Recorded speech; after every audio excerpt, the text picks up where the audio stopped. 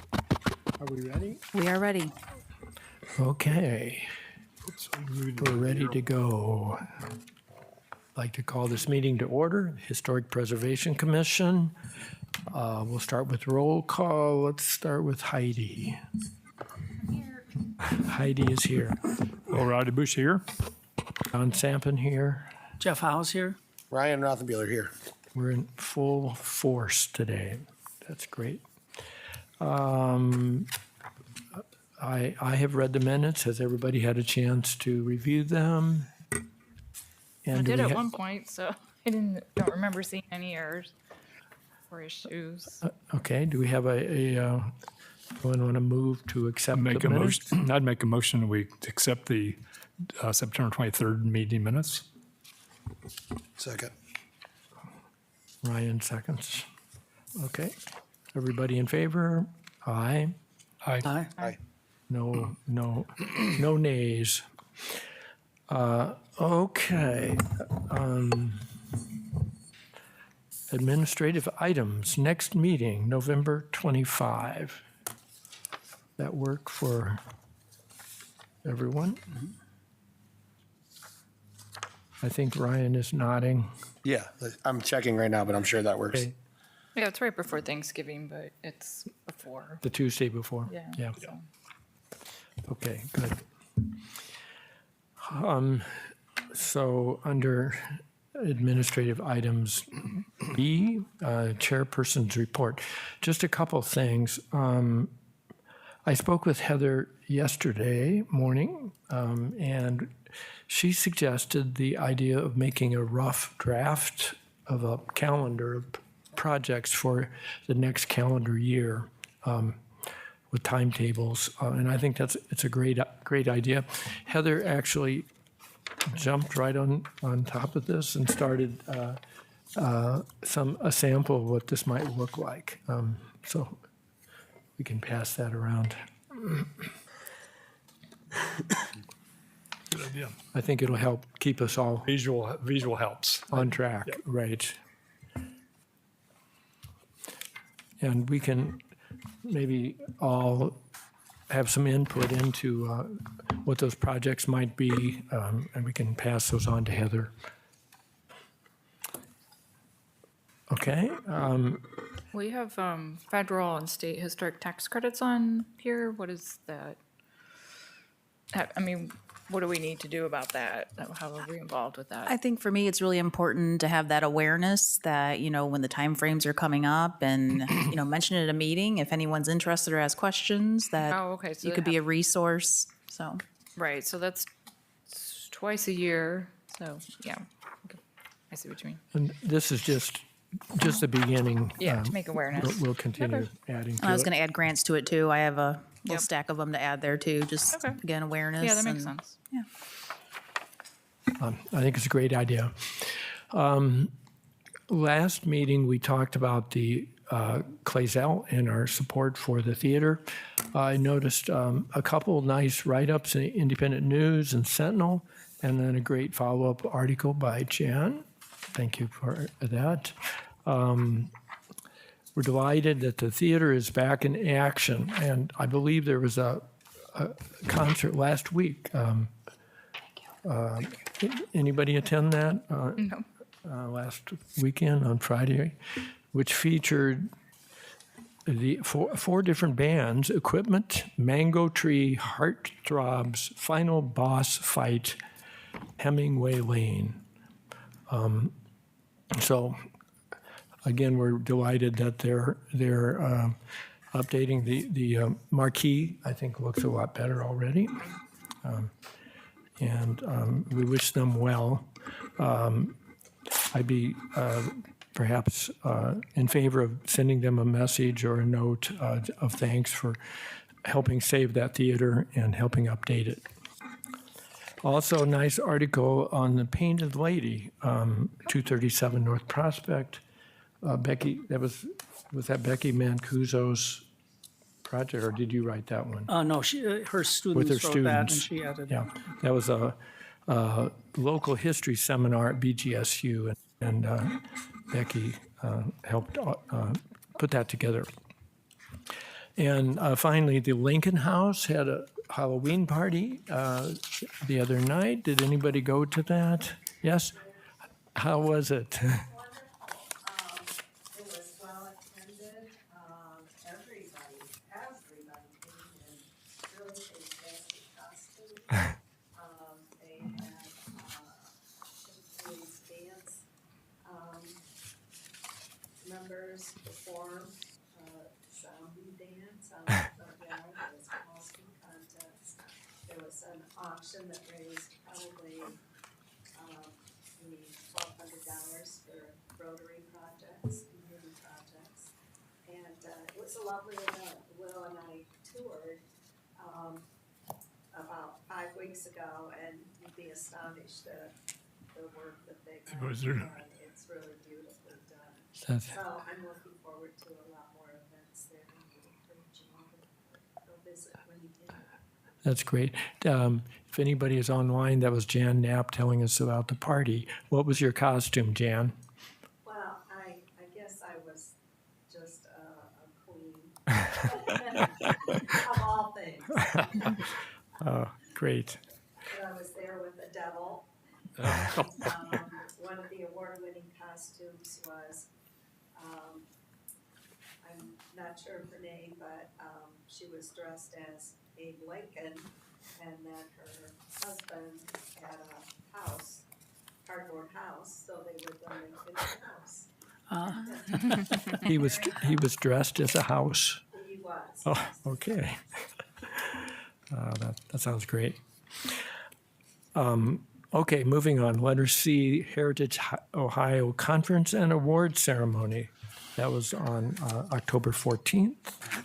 Or actually, October 16th is the ceremony, but the conference was October 14th through 16. And we are delighted to wave our own flag.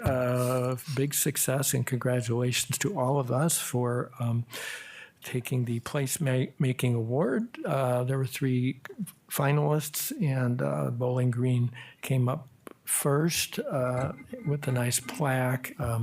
This is in recognition of our signage project. So really happy about I that. think we owe you a big thank you, John, you and your committee, sign committee. Well, we had a pretty good committee, but it was mostly our friends and Jeff and Heather. Yeah.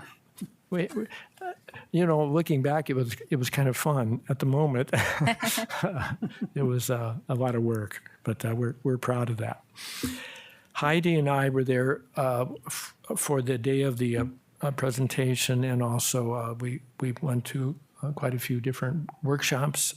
And Heather was there for 3 days. Heather, do you have any insights or things that you'd like to share with us? Well, I was hoping to give more details once we receive the slideshows or the PowerPoints. They are supposed to do a link of all the sessions, which have not been sent out yet. But in general, I did attend the Historic Developer Workshop, incentives for successful historic rehabilitation projects, Historic Developer Workshop, returning historic buildings to glory, economic vitality and action, strengthening businesses, committees, and communities. And then we heard from a keynote speaker, the power and opportunity of the Main Street approach. So the director of the Main Street organization, Main Street America, was in town to do the keynote. I listened to a session about maximizing funding opportunities, grant writing and funding strategies for Ohio municipalities in 2026. Unfortunately, it was kind of dismal because of the government shutdown and grants really being cut back. So she didn't really have a lot of great news at that session. Another session I was going to attend about grants was going to be presented by the USDA, and because of the government shutdown, they weren't there. Another tour I wanted to do, First Lady's National Historic Site is right across the street. That got canceled because of the government shutdown, so unfortunately didn't get to see that. Another session was Cornerstone Redefined, how community-focused rehab anchors neighborhoods, and that was really interesting because they talked about a lot of post offices like the ones we're in now and having rehab projects and the community embracing those kind of community anchors and reusing them. Connecting Town and Gown in Cedarville, I went to that one. Unfortunately, I didn't really gain a lot of historic preservation insight on that. It wasn't really what I thought it was, but it was still interesting. Ohio Land Bank Association revitalization through housing. That was very interesting, I think, to see what land banks have done and how they've changed over many decades to no longer really focus on demolition, but more so how can we rehab homes and put them into productive use that are still standing. Getting your downtown retail ready, setting the stage for private sector investment. That was a really good session by Retail Strategies about the importance of your downtown and attracting retail, but keeping it vibrant. And, a lot what we talked about with Hallie last time, having a beautiful downtown is really important. Bite-sized preservation was another session. And then the last one I attended was real estate, the black sheep of downtowns. And I should mention I did tour the Pro Football Hall of Fame because it was part of. That's interesting for me to do that because that doesn't really interest me, but I went because it was part of the conference, and I don't know. I guess it was more interesting than I thought. Yeah. So, but anyways, I'll jot down my notes once I get more of the sessions and. So they're sending slides of the, Whoever submitted their slides to Heritage Ohio, not every session did, unfortunately, but whoever did, they're going to put that in some sort of Dropbox that we'll be able to view. is that something we would want to show for a meeting or just share? No, I online? think just I would share it and, what I think is most valuable. I wouldn't want you to look at some of these that maybe didn't turn out as historic preservation related as I thought, so.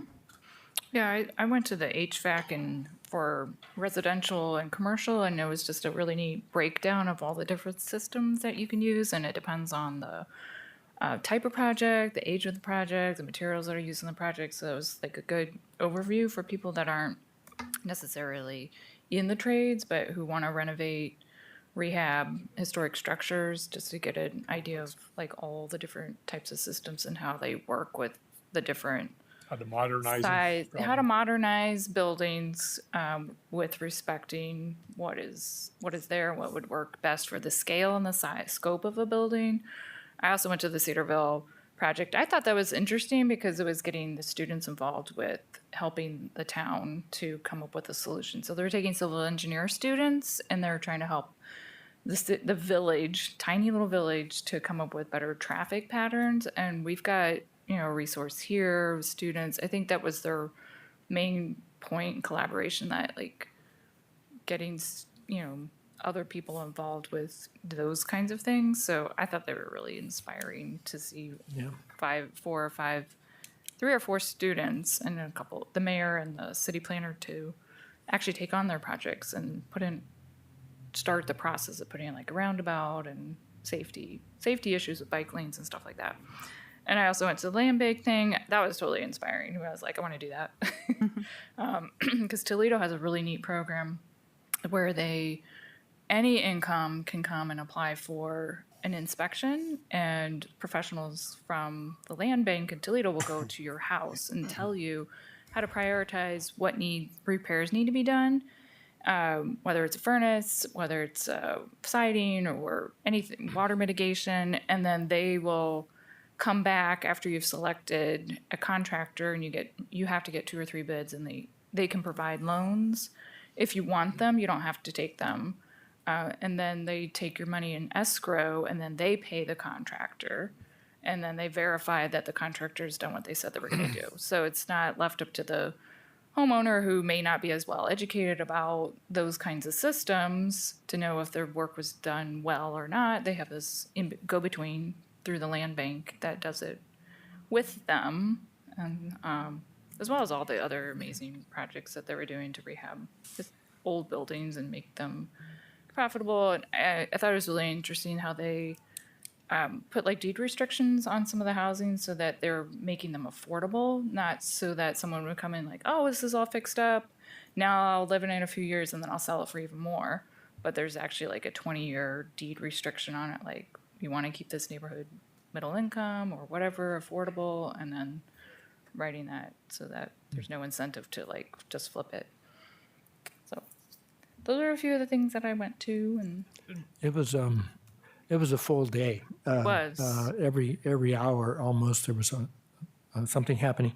There was one session on public art, and they were discussing the fact that there's always renovations that are required over time with public art.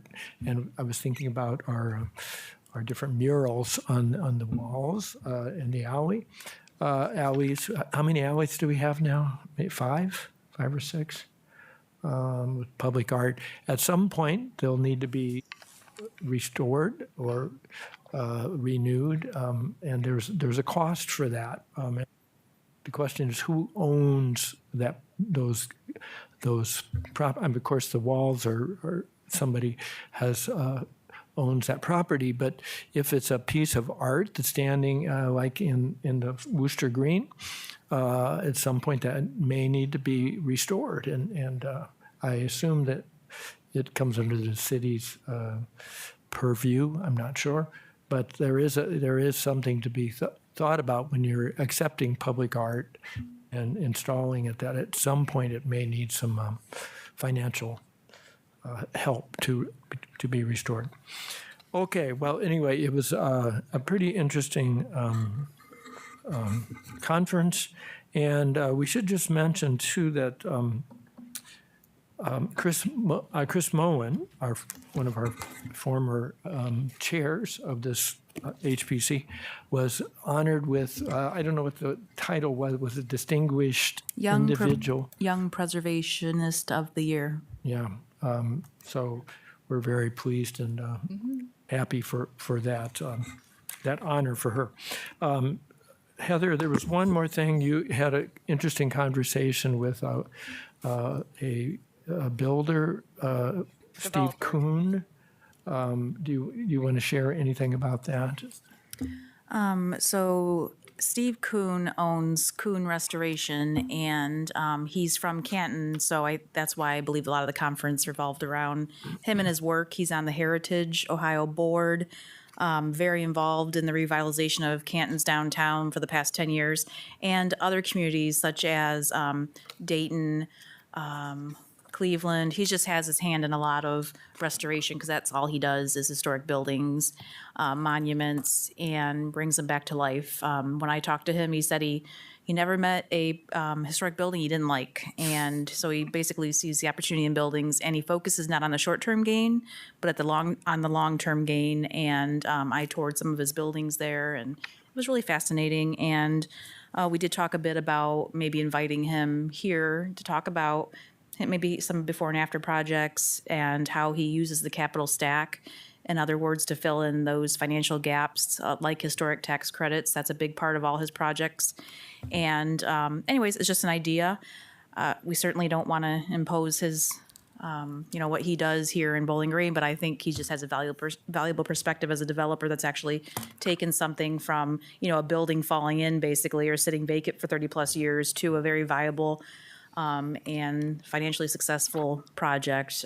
For example, the Onesta Lofts, he took from a hotel that had sat vacant for 30 plus years and made these beautiful lofts out of them, and has a parking garage behind there, and it's just really a vibrant part of their downtown now. And so I just think he's a good example of somebody who, again, doesn't look at the short-term gain, but really sees the value in these buildings and appreciates the architecture.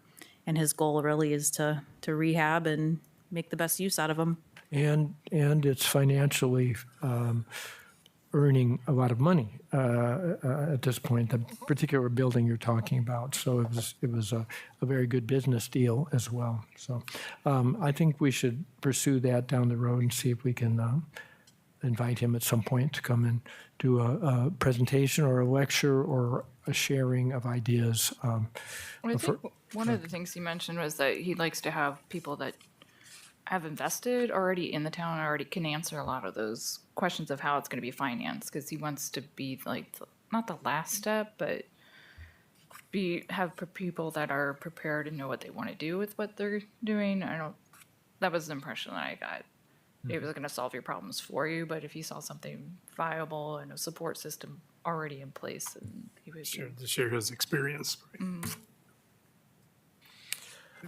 Okay, well, we're going to move on to letter D, certificates of appropriateness, or COA. I wanted to include that in this meeting just to talk through that that procedure, which we have not, maybe fortunately, had a COA, but we certainly will at some point down the line, and we need to be ready and prepared for handling that. Heather has shared with us a document talking about the COA with the various rules that go with it, and then the form that we would give to a candidate for them to fill out. Heather, could you just, in looking at the form, maybe talk through this for us? Yeah, so basically I just put together a draft policy and procedure form for COAs, most importantly, describing when are these needed. So if someone's locally designated, they actually have the historic overlay zone over their property on the zoning map. So we call that the HOZ, which kicks in the requirement for a COA for major exterior projects. So then I went ahead and copied that section 150.807. So that code's right in front of somebody who might want to look at the policy and procedure. We don't need to include that, but I just thought it was helpful for our first run at this. And then as far as the COA process, I looked at other communities and how they handle it. But it's, very similar to zoning approval, except it's not administrative. So it would have to go in front of the HPC to have a COA reviewed. And so I just talk a little bit about the COA process. Is basically we would encourage property owners to meet with staff, and a designated HPC member would be great. So say Will or Heidi, since you're architects, maybe you could be our conduit to running a project through to see if it does need a COA, because there's always going to be a gray area where we're not really sure as a staff if it's appropriate to need to go and get a COA. So once we get that feedback, we would really encourage either that feedback maybe informally or having maybe a consultation with the HPC if we think it's a bigger project that needs a COA. And then we'd have them fill out the application. If we do decide they need one, submit with the $25 fee and the required drawings. Then we would prepare your agenda and packet for you, which would include a staff report with a staff recommendation. And then I have some examples of staff reports that I would look at and kind of cater to what I think is appropriate for your packets. And then the representative owner would be at the meeting to present their COA, their application in front of you, and answer any questions. And then normally I would say you would render a decision at your meeting, or if you want more information, you table it until the next meeting. You do have 60 days to decide on a COA, and even up to 120 days if you deem that you need more information. So I think that's kind of worst case scenario. We'd want to make a decision normally that same evening. And then, of course, we talk about the appeal process if somebody were denied a COA, which, of course, that's not our end goal at all. It's to collaborate and really provide advice. That would then go to the Zoning Board of Appeals if they decide to appeal that. And I describe what the HPC actions would be. The staff, we would have to, again, prepare the packets, the report, and mail letters to adjoining property owners. We do that as a courtesy to let them know a project's coming up that may need variance approval or HPC approval.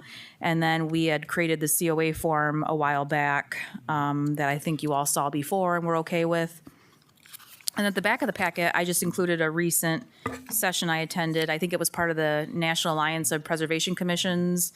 They had a bunch of summer courses, and I just copied some of their slides that I thought were interesting about the COA process and attachments and other COA applications, just to show you what some other cities do. And yeah, that was basically it.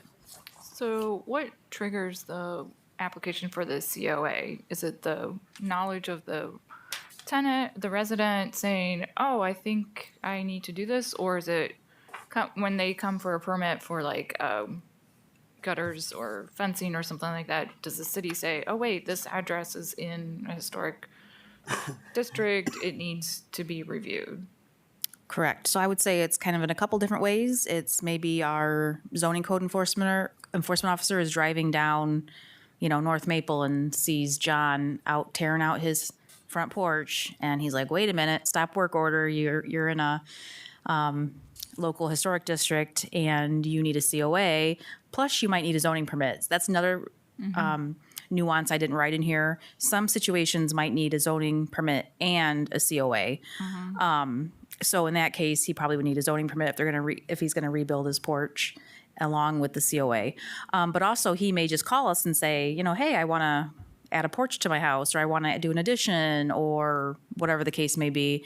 And then we would tell them, oh, you need a zoning permit. And by the way, you also need a certificate of appropriateness, and explain that process. Have we had anything come through like that? No. No, not at this point.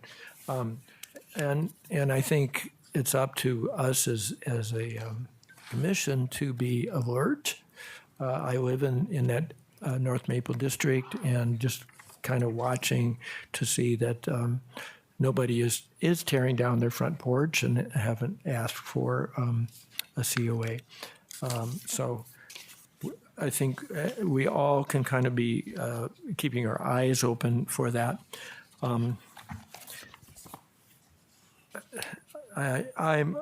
I'm thinking it would be wise for us to send a letter to anyone that has a historic home or lives in the historic district. Just a friendly letter. We want to keep Reminder. a reminder that we are so proud that you're a historic property, and thank you for taking care of your home or your yard or whatever. And by the way, don't forget, if you need to make a change, a major change in your structure, that it needs to go through our commission for approval. So Heather has actually, we talked about this yesterday, and she's given me about 20 pages of possible letters that she's found online, and I'll go through these and try to draft something for our next meeting that we can consider. And one of the samples that came from the NAPC virtual summer short course, there's a page 4. It had a matrix of administrative approval versus approval by board hearing. And I noticed in that whole slide presentation, there's a lot of decisions made by staff versus even coming to the board. And I think having something like this matrix maybe that even could go out as a reminder of things that, if there's a list of things that would need to be possibly a COA, or even if it's just at a staff approval level. But one page, it had like a window survey. You know, do we get into window surveys if someone wants to change their window? I would think we probably do. And we probably need to develop something like the window survey and any other kind of survey that needs to be done. What do you mean by window survey? There's a page in, Was it in the packet she Yeah. just gave us? I mean, is it like people going out and looking at the I think- houses and doing well, I a think probably survey, the- or is it like a board asking the member, like owners? it's on page 8. This one here. Where's this? It goes through the detail about like Muntins. It's got like these windows that they have. No, I'm asking like who's doing the survey? Who's doing the survey? Is the city? Is it us? Is it the homeowner? I have Because a feeling, I mean, I have a feeling a board member or board, I have a feeling it's, When you say board member, you mean one of our commissioners? Who's the board? one of us. One of us, yes, okay. okay, so we're just randomly going out and checking on people's properties, or This would only? be someone applying to change their windows. Oh, only if they apply. Yeah. Oh, okay. In other words, if Okay, I windows are thought on that, you said if windows are survey, on so that, like taking account of like 10 buildings on each block, you know, No, this keeping would an be eye if- on the. Okay, yeah, this would be from that matrix that said like if Okay. windows are on that list. Yeah, and that seemed to be, I saw that in one of the podcasts coming up a lot, the Windows survey. Windows, like say painting, then we have nothing on that. Yeah, Right? I mean, there's no COA required Mm-hmm. on painting right. correct, at this time. correct, yeah. But like in our FAQ, we have fences, and I didn't know where gutters fell in that. So So, but, I think things that a homeowner might have a question about are gutters. If they're gutters not applicable, or what things are applicable, which aren't. but Like, they kind of are a replacement. So or maintenance Yeah. issue. And I don't know that, say, like replacing gutters on a house, I don't think that requires a building permit, right? Right? I Building? wouldn't think No, no, no. doing gutters, so some things like that, it's not going to be connected to a COA. So that could be one of the things that the staff can answer. And it doesn't need to go Right. to us. So if we can choose one of you two to be that person that is willing to go and accept a COA and go over all the details with a homeowner, would one of you be willing to do that? Once we get one, we could Yeah, we can do it. do it jointly. I mean, once we get one, we could look at it. That'd be great. And then you could decide if what they have submitted in the application is correct, and if all the information necessary is there, before it would come to the commission itself for consideration. Or is that something the staff does? Because in the samples that came from like the Miami-Dade and Dallas, I think it was like the staff maybe made some of those initial decisions whether it needed to go. I think it's a little of both. I mean, I think, well, not to cut you off, but we can make sure it's somewhat complete, but we're not architects. That's kind of a difference. Some of these larger cities have much larger Yeah. staff with a lot more expertise and training than we do. And this is all new territory for us also. So we can certainly make sure they paid their $25, the application's fully filled out. But say they're missing something that you feel as an architect they didn't show us about the windows or the roof or whatever, then that would be helpful. I think we would do it on a case-by-case basis. It starts with you. Correct. Yeah. So it would come to you first, and then you would pass that information on to either Heidi or Will, or both of them, and they would review it for yeah, I like the accuracy idea and of a for chart. completeness. And then at that point, when you decide that it's ready to go forward, it would come, or maybe it doesn't have to. I mean, there would be some cases where they would be trying to submit a COA and they don't need to, and you can tell them that too. And then that eventually would come to us. And that's where it ends, right? It doesn't have to go to the city council or anything like that. Correct. Okay. Good. Thank you for volunteering. Well, sometime I'd like to get a hold of, I think it's Miami-Dade's, or I looked at the slide was from their page 256 of their document. Yeah. We're not going to develop a book like that. Fine. Yeah. Okay, so I think for the moment, if we'd all could review, and maybe you already have looked at this, this document that Heather has shared with us, the application. Is there anything we're seeing that's missing at this point? Do we need another couple weeks to look at it? Yeah. Look at the COA process? The COA, yeah. I don't think so. It's been in place for a while, hasn't it? We just haven't had any applicants yet. It has. This is something you prepared, I think, last year, or has it been a couple of years ago? Yeah. I mean, we'll have one next year. I guess it just needs some information about what is being applied for.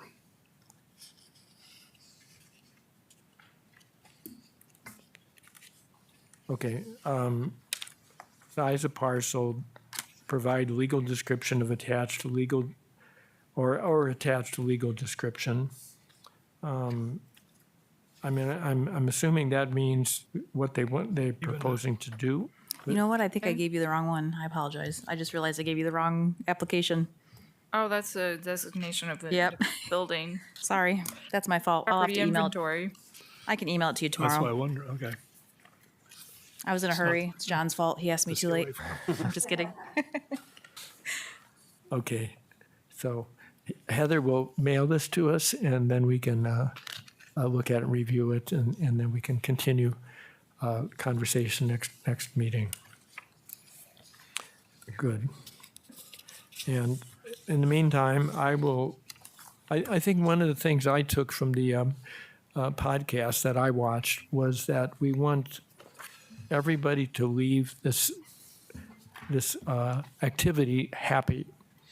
We want the owner of the home to be happy, or at least satisfied that it's being done carefully. We want them to come to us with all the information, and we want to then make a decision that is in the best interest of both of historically and for that owner.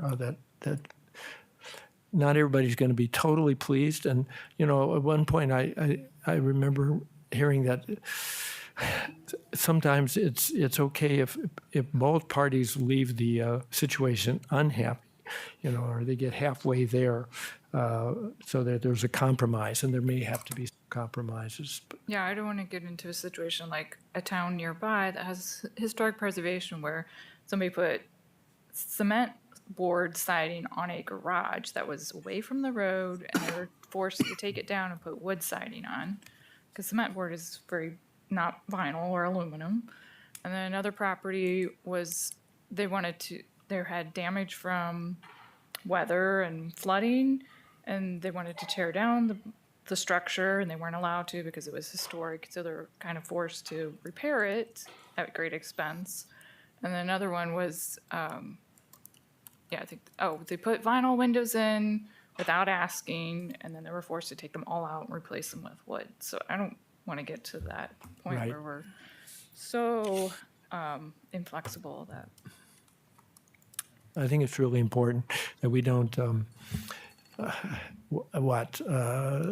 make enemies in the community. These are all historic friends, and we want to do this properly and carefully. So, We have some beautiful houses and homes in the community when you drive down Worcester or downtown. And it's sort of like just trying to preserve that same view or same looks. And Yeah, I just think we need to be really careful when we get too particular about materials, especially if people are trying to be more environmentally friendly, or they're trying to preserve the maintenance of their house without changing the overall look of it. But even there should be some leeway, but not, we're not doing colors, which is great. But if we get too particular about materials, and that's a cost to the owners, and I don't think we should get too picky about that, as long as preserving the overall history and the structure. Because we've already designated some houses that have already been altered using, yeah. lackluster materials. So we can do that. We can help owners preserve their buildings for the future by using state-of-the-art materials if they want to. Okay, thank you. We will continue this discussion next meeting. Let's move forward unless there's any objections to letter E, strategic plan. We all have a copy of the plan. And I do want to discuss this a little bit with everyone. But Heather has suggested a really good idea about applying for a CLG grant to finance a professional consultant. And I think it might be something that we should really consider doing for the future, and perhaps for the moment, just doing a few cosmetic things. For example, some of the items in our strategic plan from 2021 or 22 was to receive counsel for many Bowling Green historic districts. We've done that. There's a lot of things that have been completed, and I think we can just clean this up a little bit and then come up with a few items that we want to continue to think about and work forward with. Can we look at the strategic plan that was made and cross off the things that are done? Because I'm not sure, wasn't here when some of these things were done. What's already been done, yeah. Yeah. For example, I guess we can go through the list, but I was going to say B2, that's all been done. Okay. So we might want to decide on other public buildings that might be considered. The ones that occurred to me were all at the university because I think we pretty well covered civic buildings in the city. Oh, correct me if I'm wrong. But buildings like Schatzel Hall or the McFall Center, the former library, even the library itself, the Jerome Library, are possibilities for that. Yeah, I know. Go ahead, Jeff, and then we can come back to that. Yeah, we'll come back to it. I was just going to say that we had some resistance with the university when we did recognize University Hall. It was it took a while to push that through. Yeah, I wasn't here for the initial Yeah. discussion, but I remember I was here for the waiting for that to get through. But that doesn't mean we shouldn't continue to push for some of those buildings, but it seemed to be a little bit difficult, as was the courthouse. That took a little bit of doing to push through. You want to? No, I just thought since those have all been done, we could either Maybe decide just revise it. what else we want to do, Yeah. or since we've done it, we could leave that part aside for now, Mm-hmm. the civic buildings and public buildings. Well, it's interesting, since they are government-owned buildings, that they wouldn't necessarily have to comply to zoning issues if they didn't want to. I think we were just trying to recognize them as historic and that we did it. I could see leaving item 2, but just revising what's in there. And it might say something listing of additional university buildings or something as historic. Yeah. Whether it even lists who they are, but just something about university Something buildings. general, like Yeah. a general statement. Other like city buildings and university buildings. Or maybe just, instead of, listing as far as like Additional. recognizing their historic value without trying to overlay a different zoning or ordinance on Yeah, them. I don't think I we don't think were, we can enforce it. yeah, I don't think we're trying to do the zoning on them. It was just more or less wanting them to put a plaque up or something, recognize the historic significance. I think they did in university, but Well, Probably help to clarify what we're doing, why we're doing it, not should make them fall under more zoning, but more to just recognize their historic significance. that was what it was. Could have the hockey arena. It's been here for like 70 years, hasn't it? pardon me? The hockey arena? Yeah, How long has that been here? 80, well, before 85, right? 84. Not exactly the, yeah. Maybe. And I looked it up, and Moore Musical, the Moore Building, musical art. It's been there It's 50 years now, so 50 it would years. qualify. It doesn't look so historic, but We have to get used to that. Well, it's yeah, but it's capturing a certain aesthetic from a certain time period. So. right. But I jumped ahead to that. I guess looking at A, the goal is to achieve approval of listing of the existing boomtown area on our local register. And we've approached that in more of a partial way, but not the whole. I think it's like number 3, the mini districts. I've Yeah. something so- I, We've done So, three. are you saying A was achieved or not achieved? No, it wasn't. It's not. Okay. But I would be in favor of leaving that statement in there as something that we would want to work for, even though it's going to take some work to push that along. I don't know if there's any objection to that.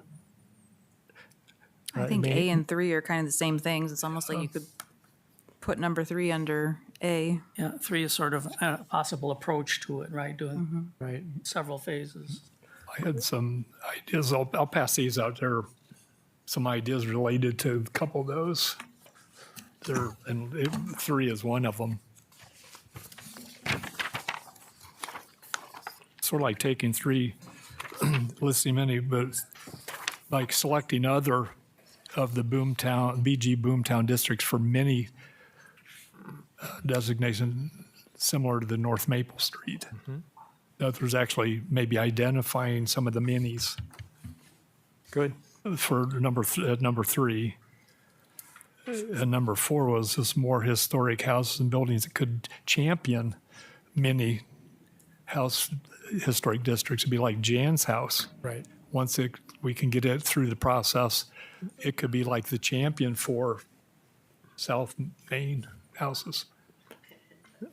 So, no, I was thinking that too, the South Main. 'Cause we have the as a same district. Thing on Church, we have a house on Church. We have that could serve as the champion for. Yeah. Yeah. No, we need volunteers to put up a suggestion of their own home so that we can build upon that. That's right. And thank you, Jan, for doing that. It's gonna be a slow process, but It- still it- the physical aspects, right? Right. So number 4, individual historic buildings as possible. We'd want to continue doing that. Individual we- historic buildings. Could we mark down like what we have done within that time period and then? In that category? Yeah. To mark it off as a success with continuing on, like, Continue for council approval of many more or some. So we have- some so we've done one, right? We've done 2. We have 2 mini Bowling Green historic districts. Oh, I'm sorry, I was at number 4. You're talking about historic buildings. Yeah, I'm sorry, I thought we were. 4, number 4, Okay, 4, how many buildings have we done? 2 houses. No, that's what I was thinking of. We've done 2 houses in that timetable. So we want to continue doing that. That's what Pushing I had for forward. number 2. Yeah. And Will is just saying that there was a suggestion from him as well. So that's good. Your third suggestion, development of endowed. Yeah, I still don't want to give up on that. And I need to I would like to include it. I'm thinking that just for funding.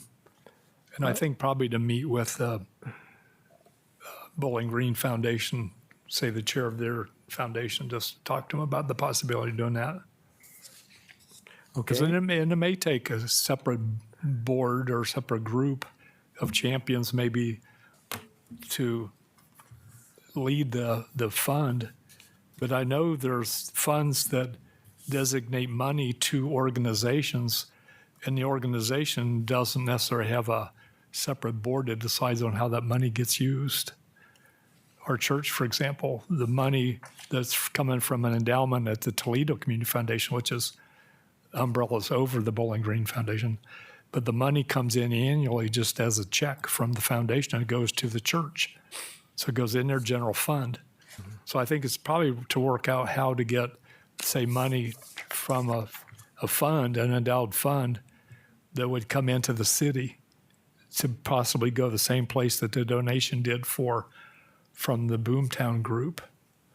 So could we set that up, Heather? Is there a way of doing that?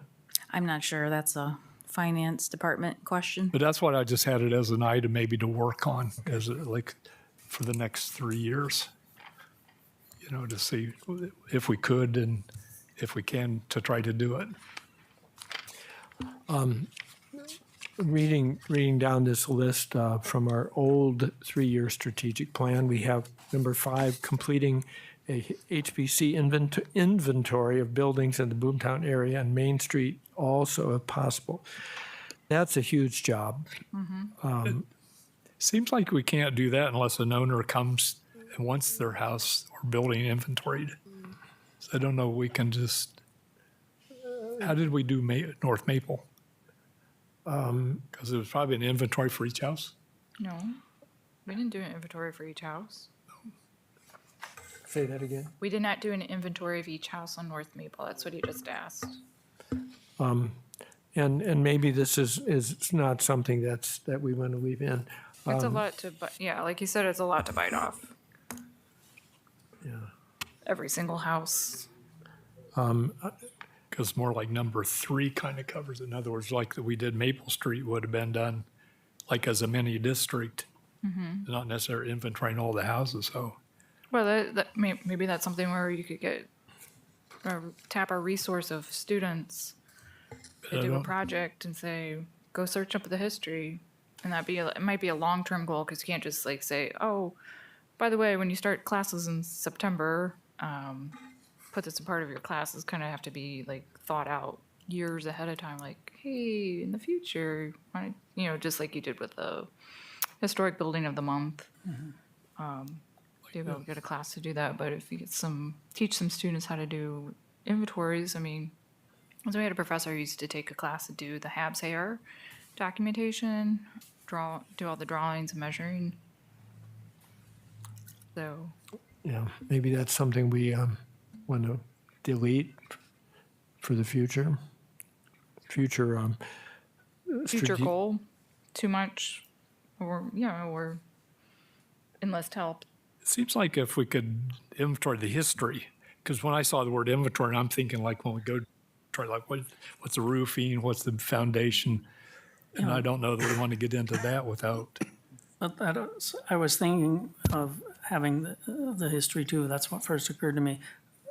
Establishing a list so we know how many Like the there are, and by address. and address, and the information that we can collect on year built and owners and things like that. So Yeah, I think that would be interesting to be able to walk down the street and say, this house was built in, because the auditor's website, they're all 1900. But for someone with a good eye to be like, oh, no, this one's shingle style, this one's Victorian, this one's Queen Anne, just to do like a walkthrough. But that takes time and expertise. So that's why I'm saying, like, if you got a grant or students paid through a grant, they need an incentive.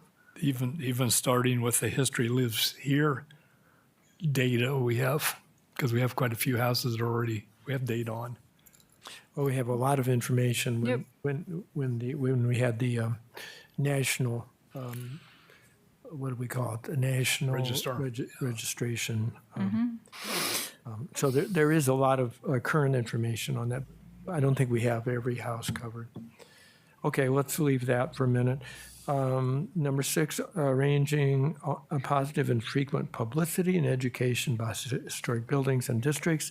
I think we've done a pretty good job with that one. Ongoing. We want to continue it, of course, starting with tomorrow morning at 8 o'clock. We'll be on ABC TV. For what? Some of us will. Are we all going to be there? For what? Pardon me? What for? Just talking about our prize, We are? I think the message went out to members of the committee rather than everybody. Oh, okay. I What misunderstood. channels should we watch? 13, 13? Channel 13? What time? we're just waiting for an interview. Yeah. Oh, okay, they're so gonna it's do- in the future. They're going to do a taping. Oh, cool. So, Good job. okay, I misspoke. I'm sorry. Thank you, Jeff. So the members of the sign committee Oh, cool. are involved with that. So let us know when it's going to be broadcast. That'd be good. We will. Oh, super. Very good. Number 7, developing community acceptance and enthusiasm for the idea of historic districts. And I think we've done a lot of these things, meeting with community groups, media recognition, public hearings and forums. We haven't done so much of that. City roundtable with prominent community leaders. We could push for that. Have we, or things we want to keep doing, or have we been able to do that? We have not done a roundtable. Oh, okay. It might be something for the future. Promotional projects, historic houses of the month. We certainly have done that. Walking tours. We have not produced a city brochure, historic city, and that might be something if we wanted to could we get a grant for making a brochure? Maybe we could find some money down the road. So we could leave that in. Placement of plaques or signs at historic sites in BG. And we're working on that as well. Someone mentioned, and I can't remember who, when you're talking about the new alleys. Someone mentioned to me the idea of having small signs there to explain the alleys and why they're there and why they're called what they are. Dick Martin. Thank you for remembering. It sounds like Dick. Yeah, I think that's a good idea too. But does that fall under our commissions? It's not historic yet? Or is that the people who created them? The Arts Council or whatever? Well, the people that created them, there may be some historic older people. Well, I mean, they're designating those alleys because they are historic, so yeah, Yeah. never mind. Yeah, actually, only one of the designations is historical. Dogleg Alley was called that, but all the other ones are new names. So you have a good point there that Yeah. it's, No, they're, we could drag them back into history. yeah, I mean, they were named after historical buildings or events, so. Okay, well, if we could continue this discussion, I'm looking at the clock, and one of our members has to leave by after 5. Though, if we don't make it, I can leave and finish the minutes from the recording. How lovely to live in the 21st century. But I didn't envision that we would actually rewrite these. I think just the date probably changed from 2026 to today's 28. Next year, certain. Yeah. But why don't, as you come up with some thoughts, email them to me, and I will add. I'll try to revise and add some things into this and create something that we can work from for the next meeting. Is that okay? All right. Local designations, buildings of interest. We're still working on South Main School. I don't know that there's been any other movement on that. Okay. Other possible sites. We talked about the Claysdale Theater, Corner Grill, Hannah House, Old Windmill. Lincoln House is, that's great what's happening there. But those are things that we have continued to put into our agenda. Historic plaques, any update on that, Heather? No, I basically had a budget hearing about it, and it sounds favorable to move forward, but at the end of the day, it's really up to city council once they receive the entire budget to review and approve. So we really won't have more details Okay, until the end of the year. okay. So let's make a note that after we will know at the end of December or early Yeah, January? I'd say early January. Mhm. And then let's revisit those plaques at that point.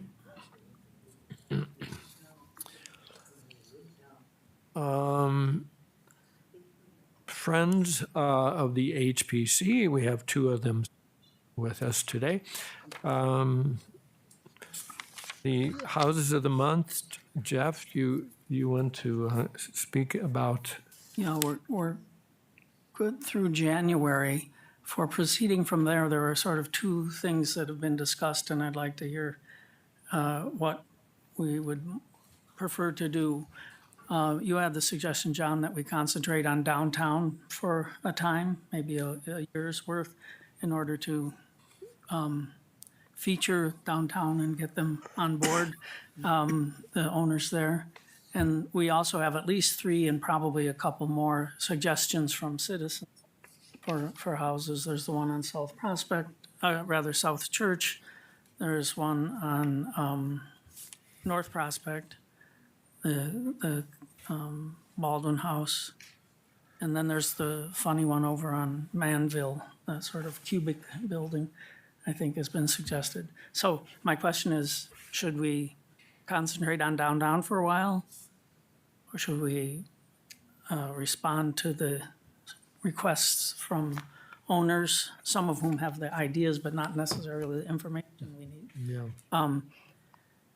Or should we alternate, maybe a downtown building, then a neighborhood building, downtown neighborhood? Any ideas on that for the beginning of next year? Ryan, do you have any, Alternating sounded cool. think that- I mean, yeah. so you're not doing just 12 downtown buildings in one year. You could go back and forth a little bit. I mean, that sounds interesting to me.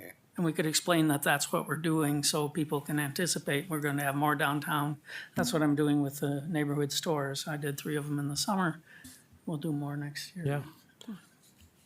Okay, I think that's a good idea. Okay. And then you're still responding to people that, you know, they're giving us requests and whatnot, so. we could Put those in there.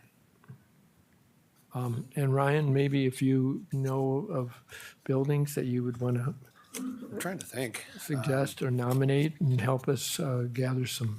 Have we done the church, the H2O church? That's been there for a while, hasn't it? The old Methodist church? Is that what it was before, back in the day? Used to be the Christian, it used to be our church, Christian church in 1901, I think. Really? I'm not sure about. It was built in 1889, 18 I think. I did a bit of work on it for the sign of the historic churches, but we haven't done as much detail as we do for Right. the, And then obviously the building where, I'm still on South Main, but the Huntington Bank building where a lot of the city offices are, that's gotta be pretty, what, early 1900s maybe? I don't know, just looking from the outside. Didn't you do one on the Huntington or no? if you mean the commercial bank building, Yeah. 130, yeah. Yeah, Right, at the moment, it's empty, and I did it 2 years. Oh, 2 did years you? ago, so it's Okay. already that long ago. I think we've had that. Yeah, have we? Okay. If we want a different decade, but something that's still 50 years old or more, the Key Bank building is very modernist building.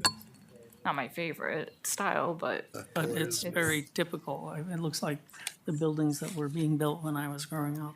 yep. Yeah.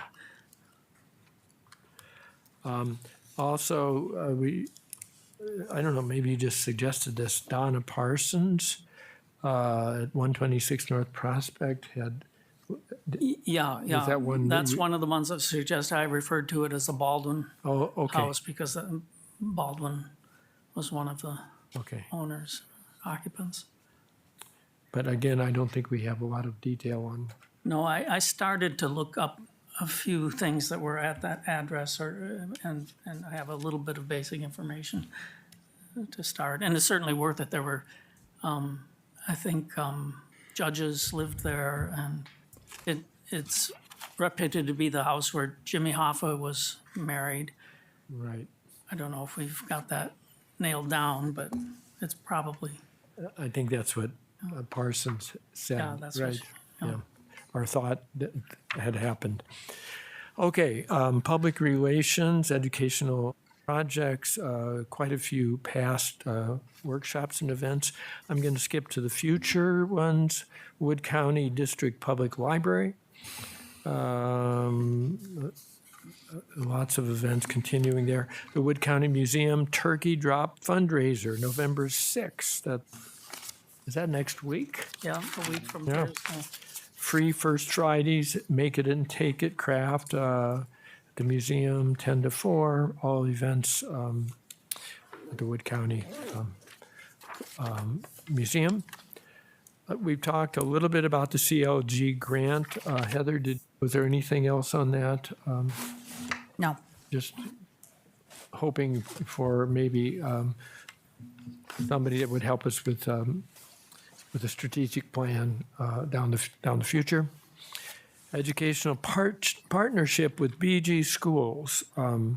Heather has had some communication and correspondence with Dr. Hasselman, suggesting maybe some classes might be interested in talking through the signs and some of the history that we've encountered along the way. We don't know where that's going yet. Correct. I just know he's talking to his executive director of teaching and learning about it. Okay, so we may have more to report on that for next time. Okay, well, we almost made it by 5, except for lobby visitation. Anybody want to speak from our, While Jan makes her way up there, I just wanted to give you a few things. Revitalize Ohio newsletter, if you want to review it, then we can attach it to the minutes. And then the Turkey Drop fundraiser, I have a flyer if you want to see it. And then the Lincoln House Building of the Month, copy of that, so you can review it and we can attach it to the minutes. And then John had asked for a printout of the local register, what we have registered so far on our under the HOZ zoning, which I have a copy of that. And then lastly, I may have forwarded this to you, and I apologize to send you a lot of emails, but I thought this was really interesting that, Fort Wayne, Indiana is the most recent community to have a study done about preservation.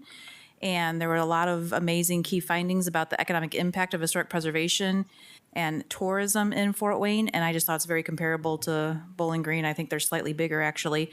But I'll pass around the summary of this study so you can see it. Heather, we should put in our agenda, at the end of the agenda, any further information from Heather.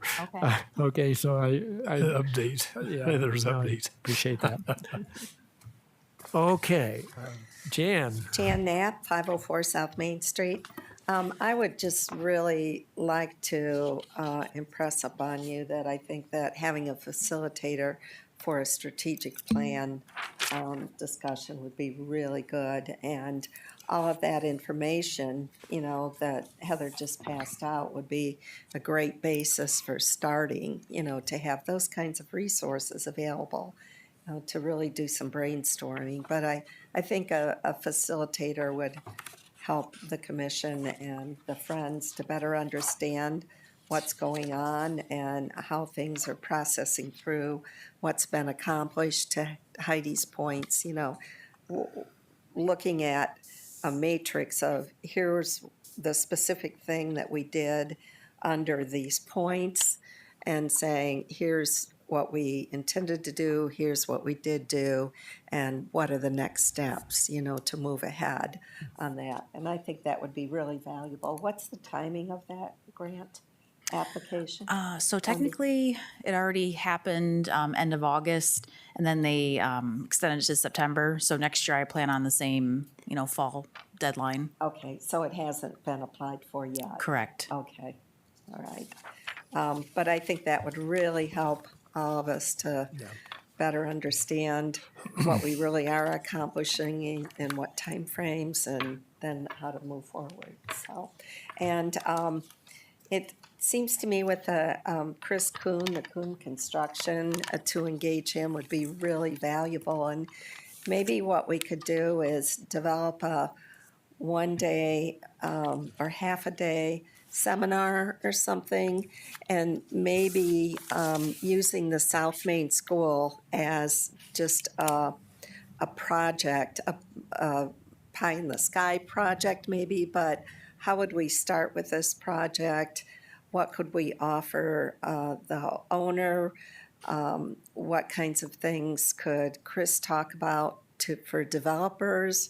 How to make a project successful, and maybe just do, a hypothetical project, just so we could all get our hands on what the stages are and how we would proceed.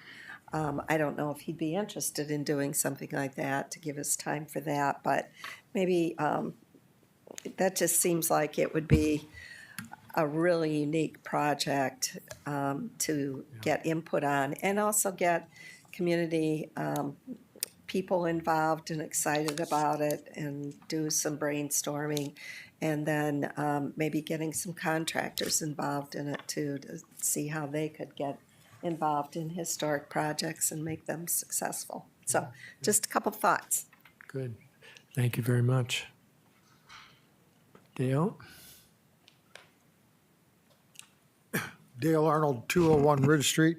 I just want to have the board be aware of a landmark rock that's, I came to see you a couple times about this, but you've been very busy. During the construction down here, right next to the VFW, and I had seen this before, a friend of mine came to me in August, he says that are you aware that there's a marker, or a road marker or whatever?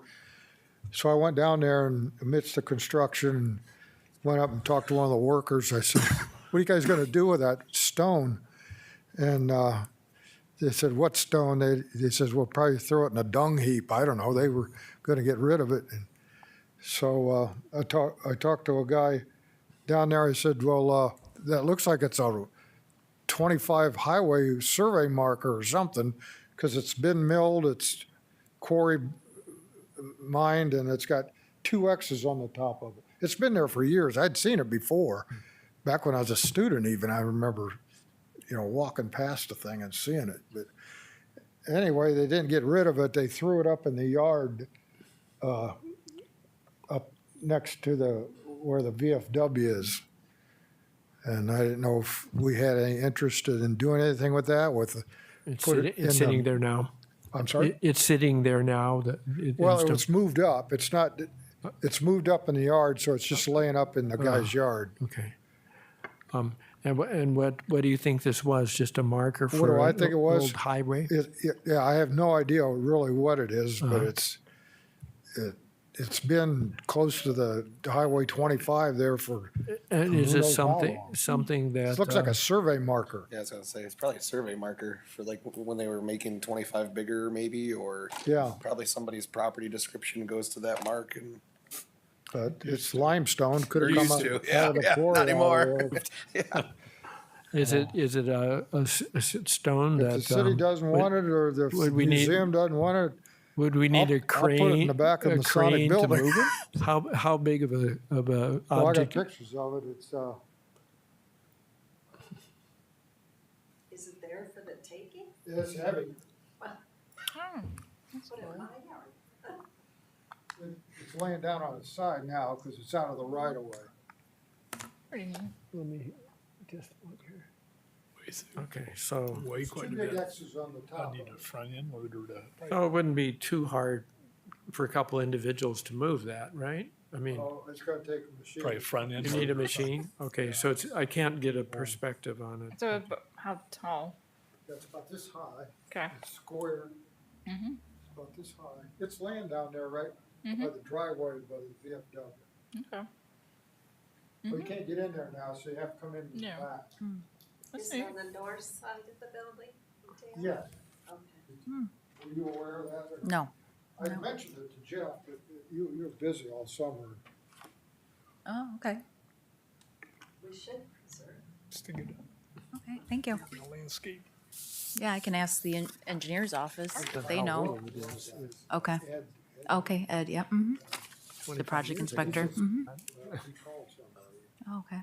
The Lincoln Highway over in Route 30 Okay. goes off through woods and stuff, and there's a marker. Okay. All right, I'll ask and see what's going on. Marker. I had another question regarding the murals that are on the back of buildings. Is there restrictions on, and do you have to apply to have that stuff painted, or does something have to be turned in? Well, it has to go through the city, right? The city council decide on those. Well, I believe the murals went through the special improvement district in downtown. They put them together. It's a private building, so that means the owners would have to agree to the art on the side of the building. As far as city rules, I mean, we would only consider them a sign if they related to the business.